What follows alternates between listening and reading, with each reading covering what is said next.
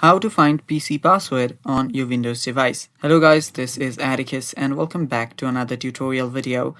In today's video by App Hacks, I'll teach you guys how you can find your Windows password in your PC. So without any further ado, let's dive right into it. So the first step is you will need to open up your control panel. So to open up your control panel, simply head over to your start and search for control panel and hit enter. After you search for control panel, it should look something like this. If it's not like this, head over to view by and just select the large icon option. After you do that, you will need to head over to an option that says Credential Manager. Tap on Credential Manager, and after you tap on it, you'll get two options.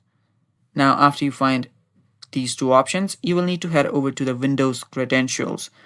After you tap on it, if it indicates an option that says no certificate, that is no Windows certificate, it means that your device is not yet password protected. Now, if your device is password protected, you can easily find your password from here. You can back up your credentials and even restore your credentials. And yeah, it's that simple to find your Windows password. Thanks for watching, guys. That is all for today's video. Don't forget to subscribe to App Hacks and stay tuned for more.